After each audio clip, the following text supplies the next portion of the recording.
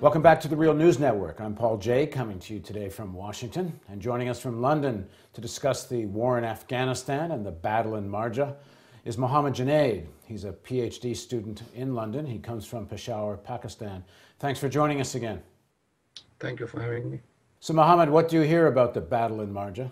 The sources from the media and the sources, in Peshawar and other places whom we talk to normally, and those people who travel back from Afghanistan, the summary of the situation is that what NATO and ANA, the Operation Mushtarak, wanted to project is rather slow, although there is success. The on-ground situation has very conflicting reports.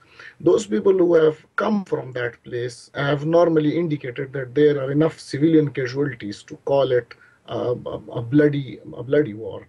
On the other hand, if you look at the embedded journalists or whatever is coming out controlled from that area, that shows a very rosy picture.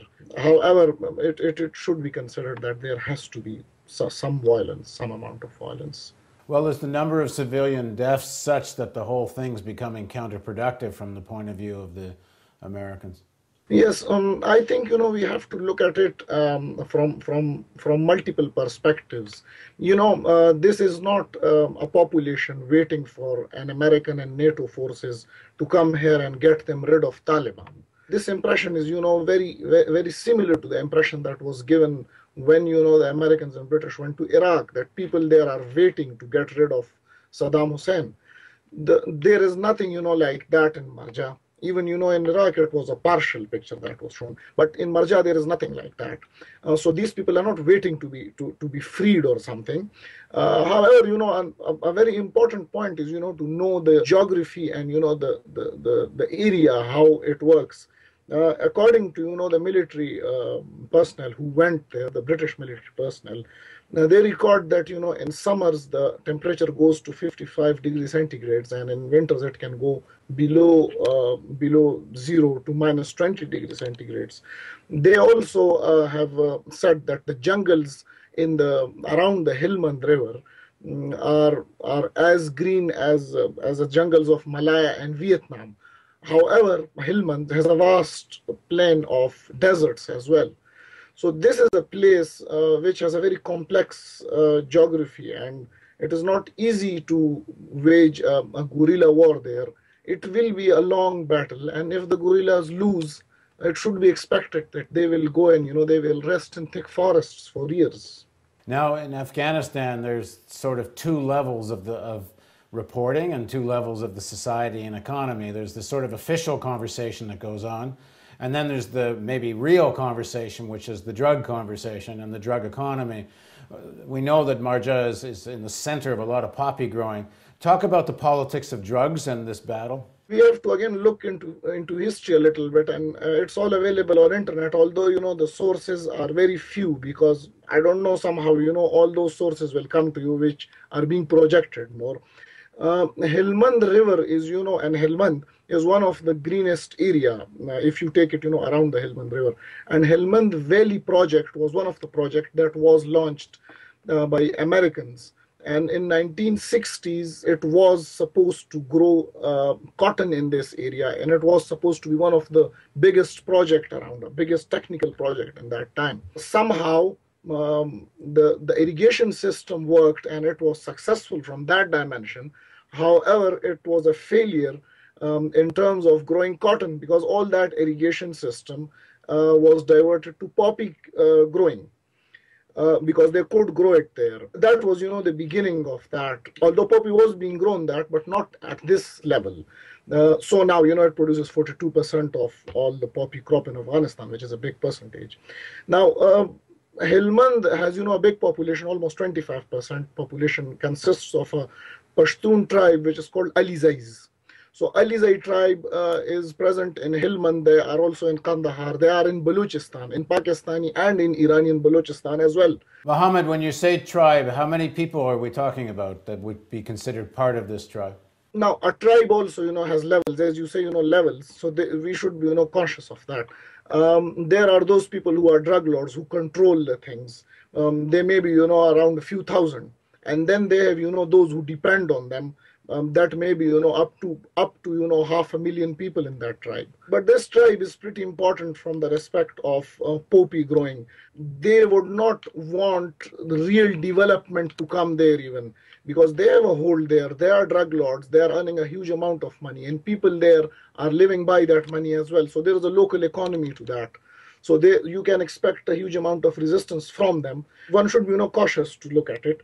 The touch of caution is that they will expect, NATO and INA to be there, for 6 months or a year or 1.5. So they can bear it for some time, but then later on it can, explode into something, because they would not, want their poppy thing going out of hand.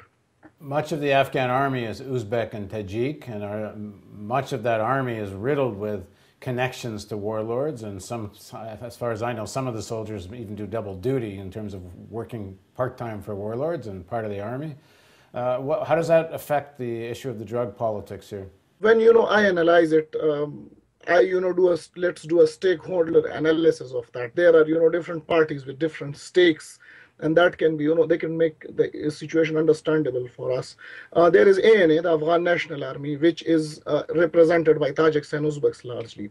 There are the Taliban who want their lost government to come back to them. They want their government back, they want their rule.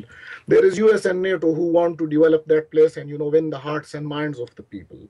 And there are drug lords. Now, drug lords is the most persistent, species, I think, because they can be in Afghan National Army, they can be, seen with Karzai, they can be seen from among the Alizai tribes, they can be seen, from among Taliban even. So they are the most persistent group in that. Each group in here has, their own benefits to take, their own stakes. The Tajiks and Uzbeks will obviously want to, eradicate the poppy. That will, give them an upper hand in the long run over Pashtuns. In monetary terms. Because they would still have poppy up north. They will have poppy up north, exactly. As I said, the Alizai tribes, which is the strongest tribe here, they have, a lot of stakes in drugs as well. But now there is, a drug war going on in this. These drug lords will be pitted against the drug lords, which are, from the northern Afghanistan, the Tajiks and Uzbeks. And again, this will become a corporate war from that dimension. From the local dimension, if you tell people to, go and, ask for your money from NATO and ANA and, take their support rather than having your own indigenous poppy, and having your own money, that will, create a shift. The Alizai tribe, what is their relationship to the Taliban? Their relationship with Taliban is, you can expect that they're all Pashtuns, so there will be some of them who will be siding with Taliban. But they will surely, Taliban would surely have allowed them to grow the poppy crop. And they will be, sharing some riches, no doubt in that. That's, a natural thing, because a lot of poppy is coming out of that, and that place was controlled by Taliban. So they have naturally allowed them to grow and, share the money somehow. So the Battle of Marja is really taking place in the context of a much bigger drug war. It's a much bigger drug war. I can imagine that, it will also flood back into Balochistan, one of the very vast provinces of Pakistan, which is largely out of control these days.